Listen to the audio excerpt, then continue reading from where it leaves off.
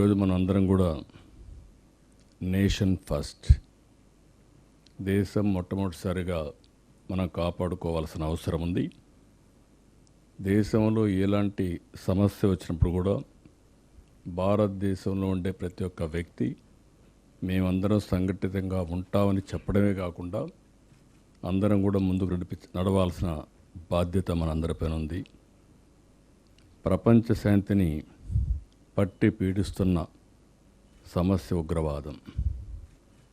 తీవ్రవాదం కానీ ఉగ్రవాదం కానీ ఇవన్నీ కూడా మనం చూస్తే ఆ దేశం యొక్క అనిశ్చిత పరిస్థితికి, ఆర్థిక ఇబ్బందులకి, అన్ని సమస్యలకి దోహదం చేసే పరిస్థితి వస్తుంది.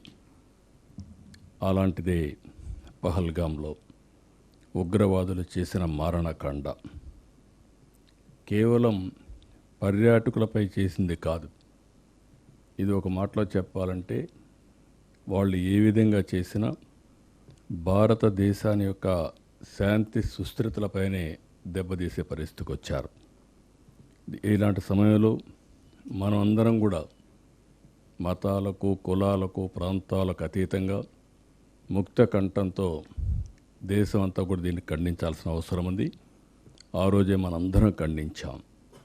మనందరం ఇప్పుడు మాట్లాడిన విషయాలు మనం ఆలోచిస్తే అందరిలో ఒకే భావన, నేషన్ ఫస్ట్, వీఆర్ ఇండియన్స్ అనే భావంతో మనం ముందుకు పోయాం. అదే సమయంలో జరిగిన నష్టాన్ని తిరిగి తెచ్చుకోలేం.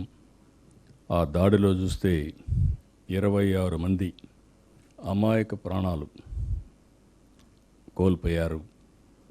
నేను కూడా పోయి చూశాను. వాళ్ళ బాధ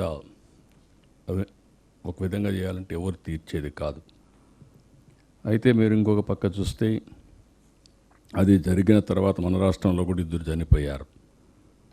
అలాంటి జరిగిన తర్వాత భారతదేశం కూడా ఉగ్రవాదం పైన ఎప్పటి నుంచో పోరాడుతున్నాం. ఆ పోరాటంలో ముందుకు పోవడం, దాన్ని ఉగ్రవాదం మీద పోరాడిన విషయం కూడా మనం చూస్తున్నాం.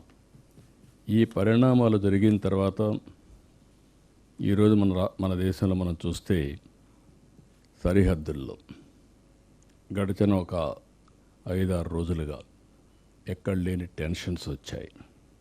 ఆ టెన్షన్స్ వల్ల ఈరోజు మన త్రివిధ దళాలు కూడా, డిఫెన్స్ కూడా వీరోచితంగా పోరాడారు, దేశభక్తితో పోరాడారు. కొంతమంది ప్రాణాలు కూడా పోగొట్టుకున్నారు. అందులో మన రాష్ట్రానికి సంబంధించినటువంటి తెలుగు బిడ్డ మురళీ నాయక్.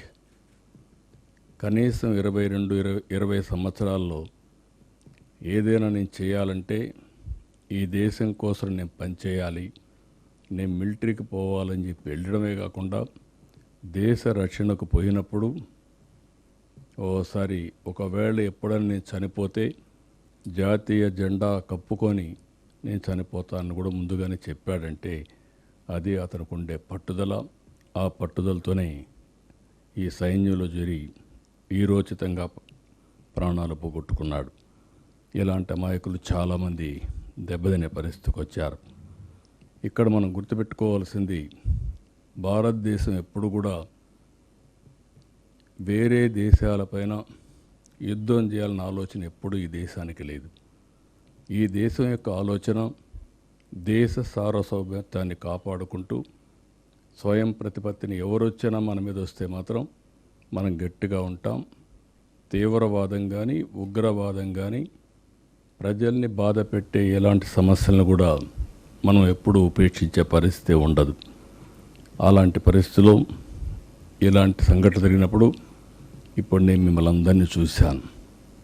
ఒకే మాట మీద ఉన్నారు. అందరం కూడా ఏ కులమైనా, ఏ మతమైనా, ఏ ప్రాంతమైనా అందరం కూడా భారతదేశం కోసం పనిచేస్తామని ముక్త కంఠతో చెప్పారు. ఇందులో ఆంధ్రప్రదేశ్కి వచ్చినప్పుడు నేను మిమ్మల్ని అందరినీ ఎన్నో సంవత్సరాలుగా చూశాను. ఇక్కడ ప్రజాస్వామ్యంలో విభేదాలు ఉండొచ్చు, ఒక్కొక్కరు ఒక అభిప్రాయంతో, సిద్ధాంతాలతో ఏకీభవించకపోవచ్చు. కానీ రాష్ట్ర భవిష్యత్తు వచ్చినప్పుడు, దేశ భవిష్యత్తు వచ్చినప్పుడు ఎప్పుడూ వెనకాడిన సందర్భాలు లేవు. రెండోది, మత విద్వేషాలు కూడా లేనటువంటి రాష్ట్రం ఈ ఆంధ్రప్రదేశ్ రాష్ట్రం అని చెప్పి కూడా నేను మీకు తెలియజేస్తున్నా. అందుకే మనందరం ఈరోజు సమావేశమై ఎవరైతే దేశ రక్షణలో ప్రాణాలు పోగొట్టుకున్న సైనికుల త్యాగాన్ని మనం ఒకసారి గుర్తు చేసుకొని వాళ్లకు సంఘీభావాన్ని తెలియజేయడానికి మనం ఇక్కడ సమావేశమయ్యాం. భారతదేశం చేసే పోరాటానికి మనం ముక్త కంఠంతో వారికి కూడా సంఘీభావాన్ని తెలియజేయడానికి మనం ఇక్కడ సమావేశమయ్యాం.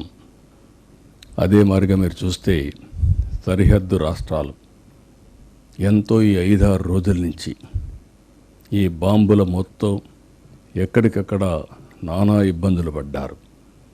కొంతమంది అయితే పిల్లలు చదువుకునే వాళ్ళు కూడా డిస్టర్బ్ అయ్యి సొంత రాష్ట్రాలకు వచ్చేసే పరిస్థితికి వచ్చారు.